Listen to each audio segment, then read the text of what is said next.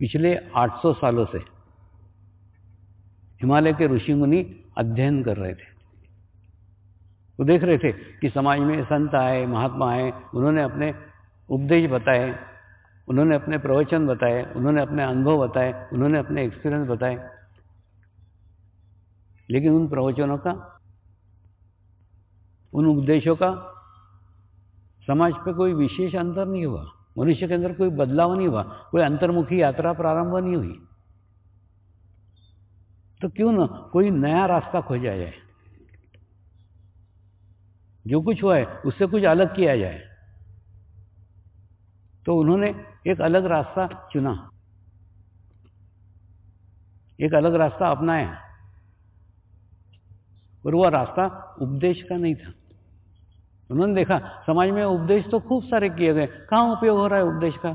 ये अच्छी बातें करो, बुरी बातें मत करो, ये सब सभी जने बता रहे हैं। बताने के बाद में उसका कुछ प्रभाव नहीं पड़ रहा है, कुछ उपयोग नहीं हो रहा है। तो उन्होंने एक रास्ता चुना, वो रास्ता था अनुभूति का मार्ग, अनुभूति का संस्कार,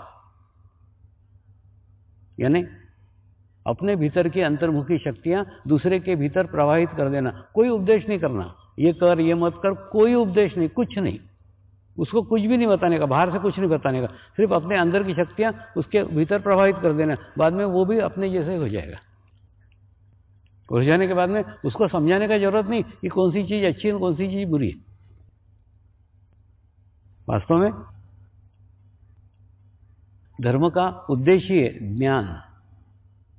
वो ज्ञान, अच्छी बात कौन सी और बुरी बात कौन सी, इसका ज्ञान, ये ज्ञान उन्होंने संस्कार के माध्यम से कराया। तो समर्पण ध्यान पद्धति नहीं है, ये ध्यान की मेथड नहीं है, ध्यान की पद्धति नहीं है। अभी हाल ही में मैंने जैन मुनियों का एक शिविर लिया। शिविर के पश्चात वो जैन मुनि मुझे कहने लगे, स्वामी जी आपने 8 दिन हमको ध्यान सिखाया, लेकिन 8 दिन के बाद में दूसरे मुनि हमको पूछेंगे क्या सीख करके आए, तो क्या बताएं? आपने कुछ भी तो नहीं कराया, कुछ भी नहीं किया।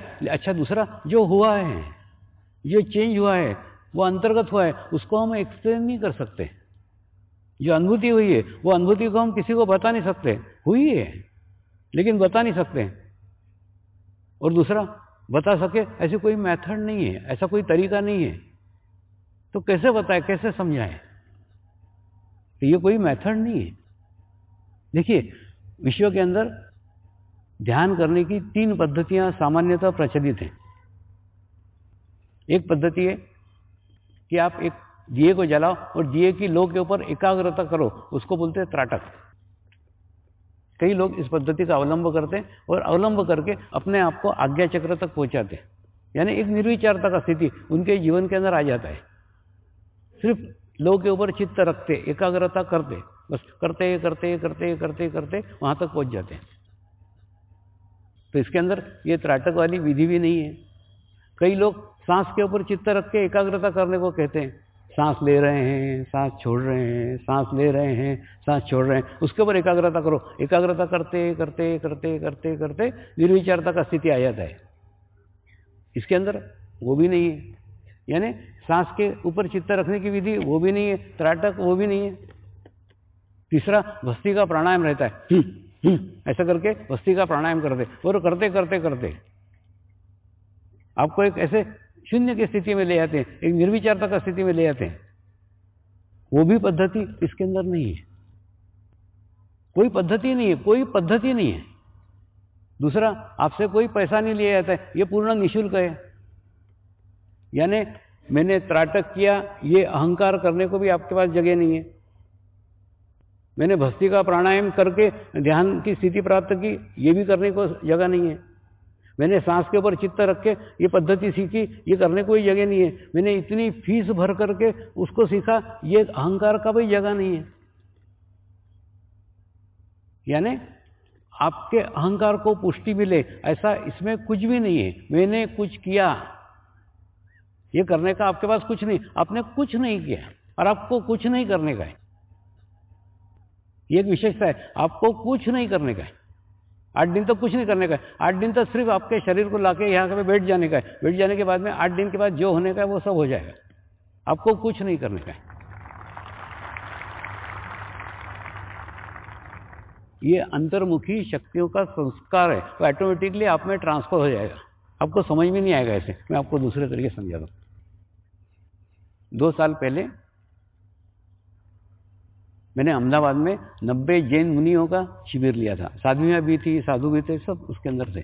विविध अलग अलग गच्छके थे, श्वेतंबर थे, दिगंबर थे, सब प्रकार के साधु थे। जब शिविर चल रहा था ना, उस समय उनके प्रमुख ने मुझे एक पत्र लिखा, स्वामी जी आप संस्कृत के महान विद्वान हो और आपने हमारे जैन धर्म के मूल ग्रंथ पढ़े हुए हैं। उन मूल ग्रंथ पढ़ करके उसकी बातें आपने आपकी पुस्तक हिमालय का समर्पण योग में लिखी है। ऐसा पत्र लिखा था। वो पत्र लेके मैंने जेब में रख लिया। मैंने मेरा पूरा शिविर होने दिया। पूरे शिविर के बाद में उनको मैं मिलने के लिए गया और उनको मिलने जाकर के मैंने बताया, पहला मैं संस्कृत का विद्वान नहीं हूं, मुझे संस्कृत नहीं आती।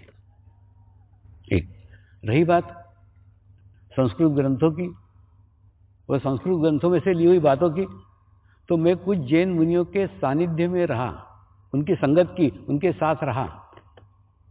दूसरा, मैं जैन नहीं था, इसलिए जैन धर्म के ऊपर हमारी चर्चा ही नहीं हुई। लेकिन जैन धर्म का जो ज्ञान, जो नॉलेज उनके पास था, वो सब मेरे में ट्रांसफर हो गया, मेरे अंदर आ गया।